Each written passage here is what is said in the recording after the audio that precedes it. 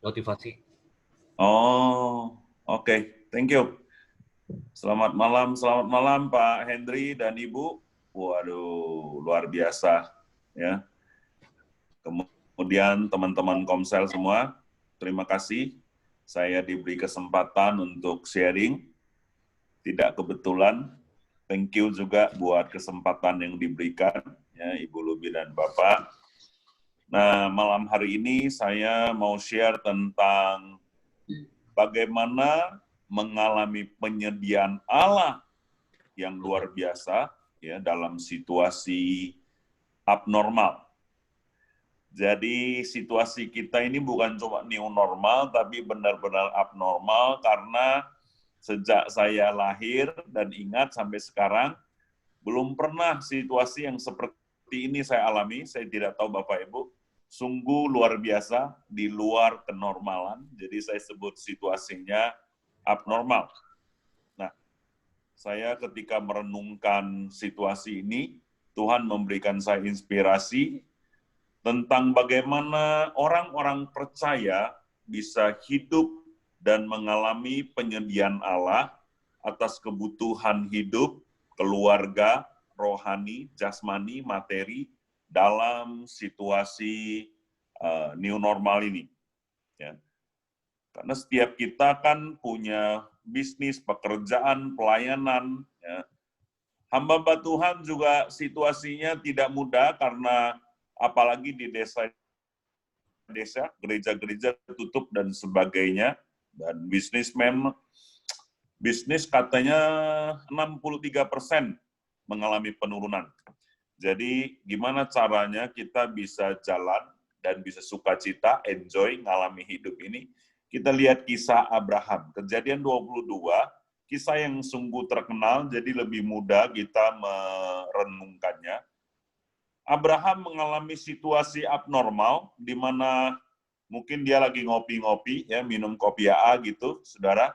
Lalu kemudian Tuhan berfirman, ya, bahwa, Abraham, kamu pergi ke salah satu gunung di daerah Moria itu yang saya tunjukkan, persembahkan anakmu. Wah, saudara, ini perintah sungguh abnormal. Mana ada Tuhan yang suruh orang tua persembahkan anak sih, ya, dibakar lagi. Tapi Abraham mengalami situasi yang seumur hidup mungkin tidak pernah dia bayangkan, tapi dia selesai, melewati, dan bahkan keluar sebagai pemenang. Nah, apa kuncinya? Ada 3 kunci. Yang pertama menurut saya, prioritaskan Tuhan.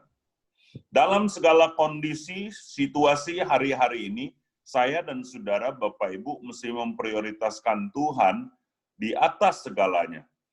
Abraham ini kan tentu sayang anak, bukan cuma sayang karena dia nantikan puluhan tahun. Tetapi ketika keluar sebuah perintah, dia mampu taat kepada Tuhan terlebih dahulu, mengorbankan anaknya. Yang lebih hebat itu istrinya Abraham, Sarah. Bapak Ibu renungkan nggak? Pasti Abraham ceritakan, Mama, besok ya saya mau bawa si Ishak anak kita itu ke Gunung Moria, kita mau korbankan. Ya mungkin Sarah sebagai ibu-ibu, saya tidak tahu ibu-ibu yang dengar firman Tuhan malam ini bagaimana, tapi kalau ada suami yang bilang sama istrinya, besok kita korbankan anak kita dibakar, apa reaksi ibu-ibu? Wah, kalau ibu-ibunya sakti, ya kan, langsung dia bilang, Bapak lu salah makan apa? Malam ini kita li cia cucou. Pergi aja, ya kan? Mana ada itu, tidak benar itu, ya. Kita matikan HP, kita pergi, selamatkan diri, ya kan, saudara? Jadi situasinya sungguh luar biasa. Tapi dengarkan Bapak Ibu, Sarah taat, mungkin Sarah bilang, Tang, kamu aja yang ke gunung, saya nggak kuat ngantarnya, saya di rumah saja. Kalau itu Tuhan yang suruh, saya taat. Ya, kalau itu Tuhan yang perintahkan, Tuhan yang sama yang memberikan kita anak, Tuhan yang sama yang mau ambil, saya taat. Cuma izinkan saya tidak ikut. Yang lebih hebat, anaknya Ishak. Itu umur kan 19-20. kuat, jangankan melawan, dia lari aja Abraham nggak bisa kejar. Ya. Tapi di atas gunung itu, waktu Abraham tanya, waktu Ishak tanya, "Pa, di mana dombanya? Kamulah anakku." Wah, itu anak muda. Oh, anak muda sekarang jangankan mau dibakar papanya, diam saja. Suruh matiin HP saja mesti 3 kali ngomong. Ya, Bapak Ibu, kita nggak ngalamin, nggak gampang anak muda umur 19-20 itu, ya, bisa temanin papanya berjalan berhari-hari naik ke gunung. Kemudian papa bilang, "Nak, Tuhannya Bapak suruh kamu dikorbankan." Ini nggak gampang, Bapak Ibu. Tapi Ishak bilang, "Pak, kalau Tuhan yang suruh, ikat saya. Ikat yang kencang, Pak. Karena saya takut. Tapi saya percaya Papa, saya percaya Tuhan." Saudara, mental sikap yang memprioritaskan Tuhan seperti inilah yang membuat Tuhan membuat mujizat, menyediakan domba yang tersangkut di atas Gunung Moria. Nah, bayangkan keluarga Bapak Ibu semua, apakah kita punya mental, sikap hati yang memprioritaskan Tuhan? Kami ngalami di masa pandemik ini, mulai dari Maret sampai sekarang sudah 6 bulan lebih kurang, kita di rumah saja, tapi pelayanan tetap jalan. Ada beberapa keputusan yang saya, pimpin istri, dan anak-anak lakukan. Tapi mereka semua sepakat, bahkan diikutin. Seperti Bapak Ibu Saudara tahu, kami punya hampir 100 cabang di daerah, di kebun sawit. Hamba Tuhan yang melayani ada 70 lebih, yang disupport tiap bulan full time ada 40 lebih. Jadi ketika situasi lockdown, gereja sih nggak lockdown, tetapi ekonomi sulit. Yang di daerah-daerah itu yang buru babi hutan, semuanya macet. Terus saya mimpin, ajak semua hamba Tuhan, kita siap untuk tidak terima PK atau PK dipotong. Kita berperang, kita jalani, tetap prioritaskan Tuhan. Mereka semua siap. Tapi kesaksian saya adalah ini sudah bulan ke-6, PK kami tidak pernah dipotong. Tuhan bukan cuma pakai burung gagak, tapi pakai burung Garuda menurut saya, ya kan? Penyediaan Allah melimpah-limpah. Kenapa, saudara? Karena dasarnya kita prioritaskan Tuhan. Kita tahu Allah yang kita sembah, Allah yang mampu mencukupkan. Ya, itu luar biasa dan itu terjadi kepada mayoritas bisnismen kami. Kolekte boleh turun, saudara, tapi saya mau bersaksi perpuluhan tidak turun. Ini luar biasa ya, karena saya ajarkan ini sejak dari semula, kita berani prioritaskan Tuhan. Bisnis A gak untung, B masuk duit. B gak masuk duit, C masuk duit. Nah, pokoknya ada, ini bukan soal kaya dan melimpah, tapi ini soal kita makan apa yang kita butuhkan, Tuhan siapkan. Memang tidak melimpah-limpah, tapi lebih dari cukup. Kita tidak ada yang kelaparan. Saya sudah cek jemaat hampir 5.000, tidak ada yang kekurangan. Kita tiap bulan support beras, subsidi silang. Ya. Kas kelihatan mau kosong terus, terisi lagi. Sampai sekarang, puji Tuhan. Itu yang pertama. Ya. Jadi, apapun situasi dan kondisi hari-hari ini, jangan curang. Jangan ambil jalan pintas. Jangan kompromi dalam bisnis. Ini penting sekali. Kita tahu Allah lah yang akan menyediakan domba di atas Gunung Moria. Bukan oleh akal-akalan kita, bukan oleh prediksi kita. Ini situasi tidak bisa kita prediksi. Jangan berpikir kita akan kembali seperti dulu. Wah, dulu enak ya, kapan pulih lagi ya. Jangan berpikir, hidup di hari ini, ya, dan hidup dia akan datang bersama-sama dengan Tuhan. Adaptasi kebiasaan baru harus kita lakukan. Kita bisa hidup dalam segala kondisi dan situasi.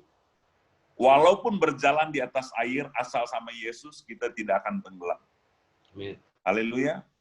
Jadi Amin. jangan takut ya kepada pandemi, kepada corona. Kita mesti bijak, pakai masker, cuci tangan, hati-hati. Tetapi percayalah, di dalam situasi new normal, ada Tuhan kita yang lebih daripada kenormalan, karena Tuhan kita itu supernatural. Dia mampu, dia sanggup. Pelihara kesehatan kita, pelihara hidup kita dan keluarga kita. Ya, itu yang pertama. Yang kedua, yang saya mau ajak kita renungkan adalah punyain roh anak. Kejadian 22, saya bacakan ya ayat yang ke-6 sampai 9. Lalu Abraham mengambil kayu untuk korban bakaran itu dan memikulnya ke atas bahu Ishak, anaknya. Sedang di tangannya dibawanya api dan pisau. Demikianlah keduanya berjalan bersama-sama. Lalu berkatalah Ishak kepada Abraham, ayahnya, Bapak, sahut Abraham, ya anakku, bertanyalah ya, di sini sudah ada api dan kayu, tetapi di manakah anak domba untuk korban bakaran itu? Sahut Abraham, Allah yang akan menyediakan anak domba untuk korban bakaran baginya. Anakku, demikianlah keduanya berjalan bersama-sama. Ayat ini 2 kali, ya. Sampailah mereka ke tempat yang dikatakan Allah kepadanya, lalu Abraham mendirikan mezbah di situ, disusunnya kayu, diikatnya Ishak anaknya di atas kayu api. Sesudah itu Abraham mengulurkan tangannya, lalu mengambil pisau untuk menyembelih anaknya. Ini luar biasa. Yang kedua adalah punya roh anak, miliki roh anak. Apa tandanya kita punya roh anak? Kita cakap memuridkan orang. Orang-orang yang punya roh anak, dia akan cakap memuridkan orang lain dan juga bisa dimuridkan. Jadi hidup ini dalam situasi new normal atau abnormal ini, kita mesti punya roh anak. Ini bukan soal bapak kita salah atau benar. Bapak kita bisa salah, bapak rohani kita bisa salah, tapi kita mesti ajarkan anak-anak kita, mesti hormat sama orang tua, hormat sama bapak rohani. Saya pernah satu kali mau buka satu cabang, kemudian saya ngomong ke ATM, ya. Kemudian saya dinasehati oleh penatua ATM, yang ini jangan hiom. Saya tidak ngerti kenapa, tapi saya taat. Tempat sudah ada, orang sudah ada, tapi dibilang jangan, saya taat. Tapi saya tidak jadi itu. Satu kali kami ada punya masalah, para penatua berdiri di belakang kami. Saya ingat waktu itu, Kak Acang, Kak Seno, dan semua bapak-bapak. Dan Kak Acang bilang gini, Ahyong dan Jambi itu anak yang baik. Apa yang kita bilang, mereka taat. Jadi kalau mereka ada dalam situasi yang sulit, kita mesti ada dan carikan solusi buat mereka. Saya bersyukur, saudara, secara covering, secara gereja, ya, saya ngalamin kalau saya jadi anak yang baik, ada pembelaan Tuhan.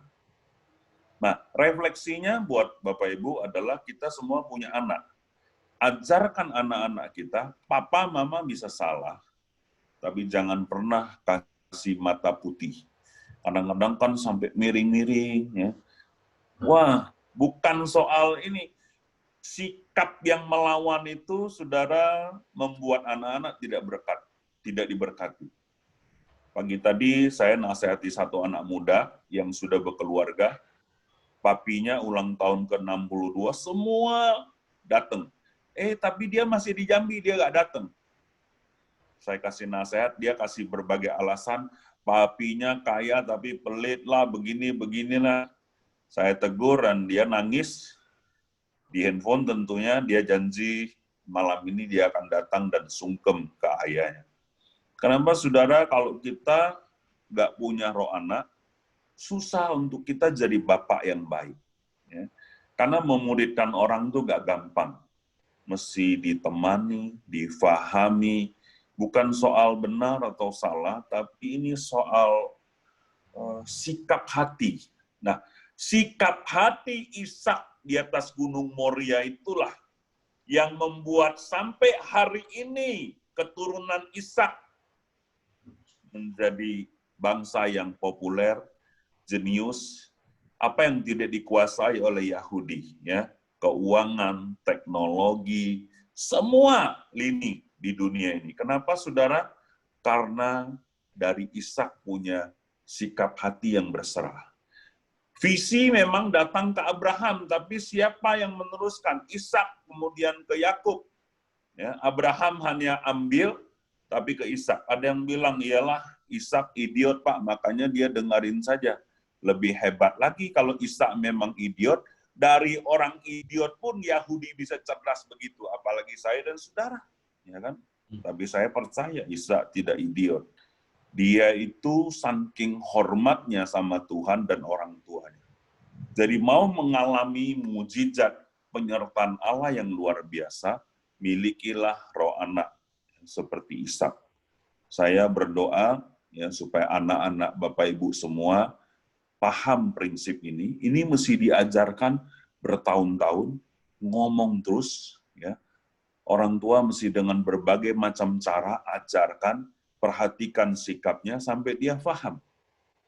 Nah mungkin saya tadi karena Dion ditanya, saya sudah kontak Dion, dia ada di kamar sebelah, supaya datang kan di masa pandemik ini kuliah online, jadi dia pulang ke Jambi. Saya mau Gideon cerita, sini Dion. Mantap. Ya, supaya meneguhkan apa yang Papa sampaikan. Ini Gideon, ya silakan Dion.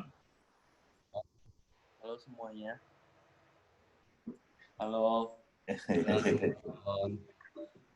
Ya jadi mau cerita sedikit, sharing sedikit soal roh anak. Roh anak ini emang sedikit sulit, apalagi untuk orang-orang yang masih muda kayak aku sendiri juga sangat sulit. Dulu pernah ada kejadian 1 tahun atau 2 tahun yang lalu, sekitar bulan Februari atau bulan Maret, aku harusnya itu ada ngurus jadi ketua di salah satu organisasi daftar, organisasi di kampus. Nah, tapi di waktu yang bersamaan, di jadwal yang sama, Papa ada minta aku buat temenin pelayanan ke Amerika, ke bagian utara. Nah, aku bilang dengan Papa, aku nggak mau ikut ke Amerika, karena untuk aku ke Amerika, apalagi ke bagian utara, kurang menarik. Aku lebih mau untuk ngurus organisasi di kampus, karena itu juga sebuah achievement, guna juga nanti buat CV dan segala macam. Tapi Papa tetap bilang minta temenin, terus akhirnya ya udah aku taat sama Papa, aku temenin. Pada perjalanannya, visa ke Amerikanya tuh ketolak hampir 3 kali dalam waktu 1-2 bulan. Terus gak jadi ke Amerika. Habis itu yang organisasinya juga udah keburu ketolak kan, pendaftaran udah tutup. Nah jadi di situ aku bergumul lah, sangat marah gitu dengan Papa, dengan keadaan, dengan situasi kondisi, kenapa jadi kayak gini, jadi ngedumel sendiri dalam hati. Di situ aku belajar diingetin terus dengan komunitas waktu sharing, segala sesuatu sih memang terjadi seizin Tuhan. Walaupun memang ya Tuhan kan nggak mungkin tega buat kita sedih, tapi itu semua seizin Tuhan. Jadi di sana bergumul terus ya, banyak sih kejadiannya. Kayak gitu. Ya, Gideon waktu itu kesal. Dia gak marah-marah, cuman waktu saya ke Jakarta sebulan sekali kan ketemu dia. Saya tahu dari sikapnya dia kesal. Jadi saya kasih tahu, bulan depan kesal lagi, saya kasih tahu. Bulan depan kesal lagi, saya ajak makan bakmi, saya ngomong lagi, ya. Sampai berkali-kali, sampai sikap hatinya benar. Apa yang saya mau ajarkan, bukan soal benar atau salah, tapi kamu mesti tahu Tuhan berdaulat atas hidup kamu. Sekalipun papa, mama bisa salah ambil keputusan, tapi kamu mesti tetap hormat dan tunduk. Ini penting sekali, dan saya bangga, ya, Gideon beres. Buktinya apa? Masa pandemik ini dia kan selesai kuliah bulan ini. Dia kan lamar mau kerja di, ya biasa anak muda, Tokopedia lah, Shopee lah. Wow, banyak saudara. sana sini, itu saya ngomong, ini udah 6 bulan, bulan ke-6 saya ngomong, Papa mau kamu di Jambi. Ngapain di Jambi, Pak? Temanin Papa Mama, ya. Hidup ini keberhasilan bukan cuma di perusahaan saja, tapi temani orang tua. Mungkin kami sedikit egois, tapi kami minta ditemanin. Kemudian yang kedua, pelayanan Sumatera ini begitu luas, kamu boleh bisnis dan berkarir, tapi kamu mesti ikutin sama Papa pelayanan ini. Karena kalau nanti nggak ada yang punya hati liatin pendeta-pendeta di desa, ini akan susah berkembang.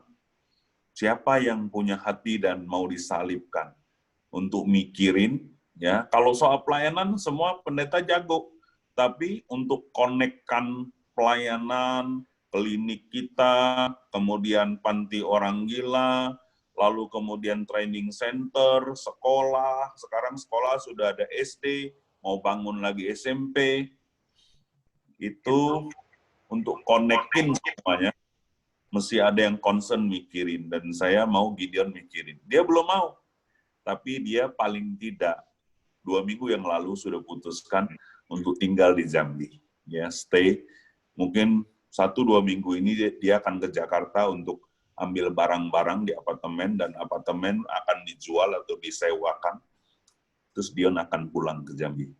Dan saya bangga sekali ya, sebagai anak muda yang punya banyak cita-cita, Gideon mau berkorban. Thank you, Dion. Mantap. Mantap, Gideon.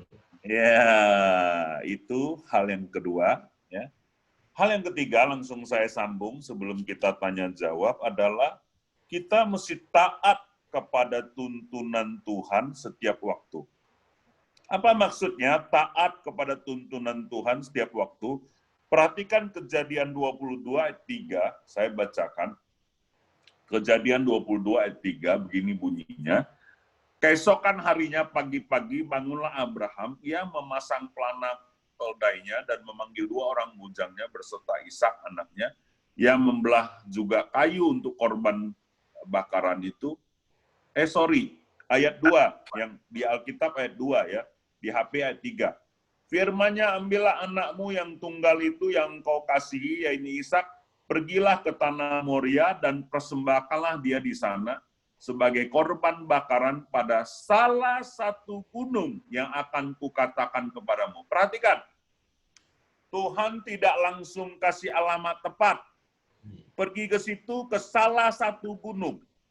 Bagaimana dengan kita hari-hari ini? Pergilah ke Tasikmalaya, nanti kamu akan dapat bisnis. Waduh Tuhan, bisnis apa Tuhan? Ya kan? Tasikmalaya tuh begitu luas kemana? Pergi dulu, nanti di terminal aku akan kasih tahu kamu akan arah kemana. Nah ini nggak jelas nih Tuhan. Google lebih jelas Tuhan. Begitu kita share langsung kunci lokasinya.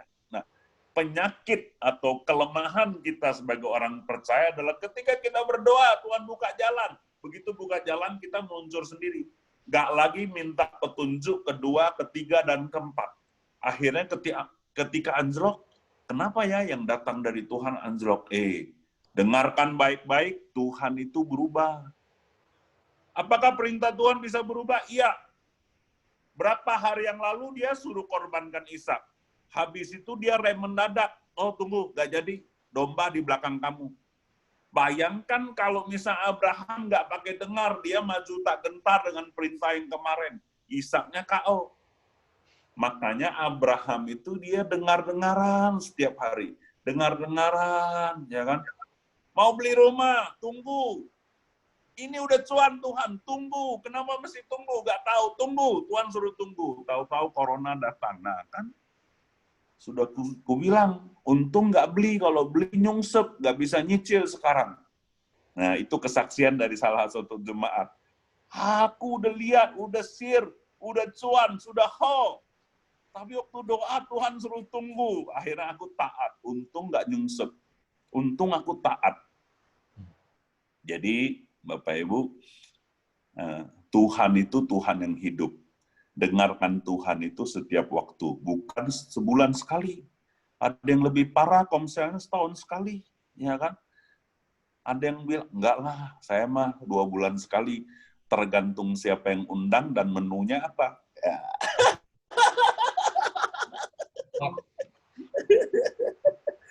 Bapak Ibu, kita mau belajar. Tidak ada yang hebat, tidak ada yang sakti, tapi firman Tuhan menasehati kita hari ini. Kita mesti dengarkan Tuhan itu setiap waktu, dengar-dengaran. Saya tutup dengan sebuah kesaksian. 10 tahun yang lalu, Tuhan gerakkan kita untuk beli tanah. Waktu itu nggak ada duit, 50 juta. Kita doa, kita taat. Udah doa 3 tahun, belum dapat. Satu hari di doa puasa, Tuhan bilang, kurang sungguh-sungguh doanya. Aduh, kita sungguh-sungguh minta ampun, doa, cari lagi. Singkat cerita, 2 tahun kemudian dapatlah tanah. Kira-kira belinya waktu itu 2 miliar.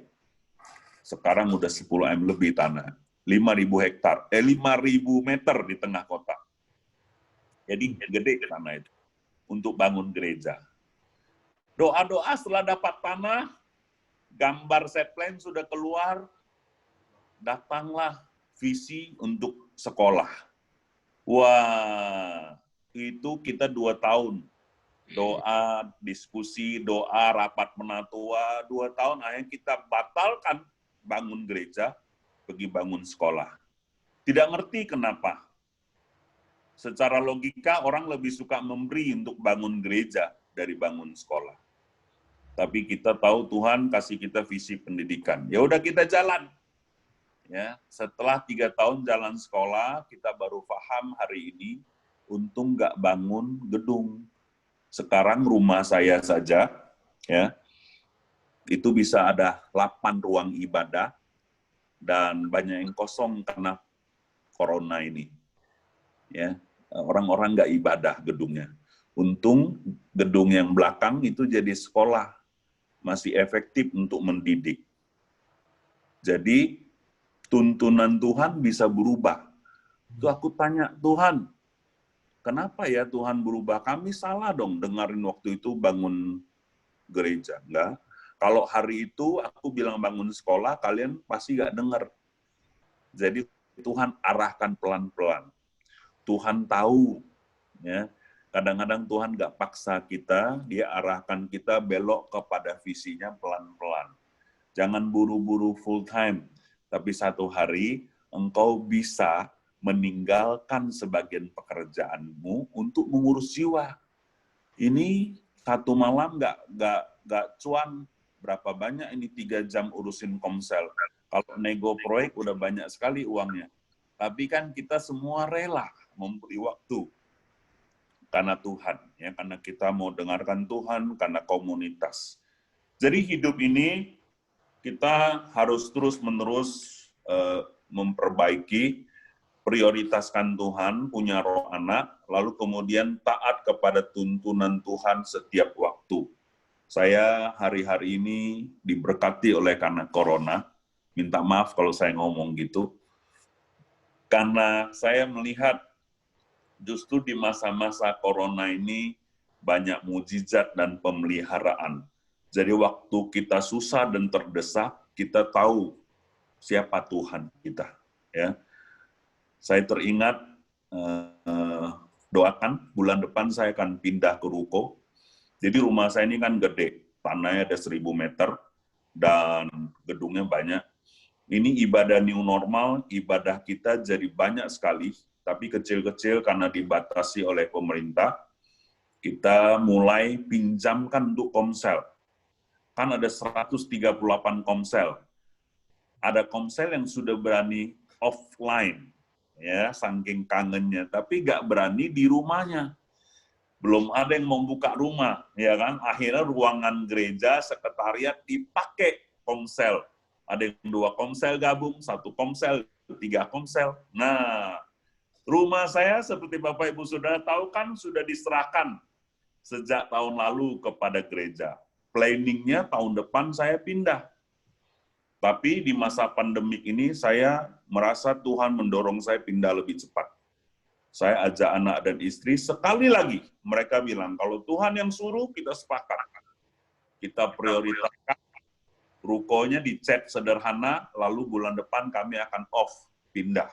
Supaya sekretariat dipakai lebih leluasa. Ya, kalau keluarga kami pindah keluar kan bisa ada banyak lagi ruangan di lantai 2, lantai 3 bisa dipakai. Nah, inilah sharing malam hari ini ya. Bagaimana di masa-masa yang sukar, kita alami penyediaan Allah yang luar biasa. Justru karena corona, 6 bulan nggak keluar kota, inilah Papa Ahyong rehab rumah. Jadi kontraktor sendiri. Lebih hemat 100 juta, ya kan? Tukangnya murah-murah, karena tukang daripada nganggur, Pak. Pokoknya kasih kami kerjaan harian aja. Ya, kalau borongan 100 juta, harian 60 juta. Oh, jadi kita pasang keramik, cat, dan sebagainya, 200 juta all in udah selesai satu ruko sama isi-isinya. Itu luar biasa. Yang hebatnya uangnya ada lagi. Ya, kan? Haleluya. Terima kasih, Tuhan berkati.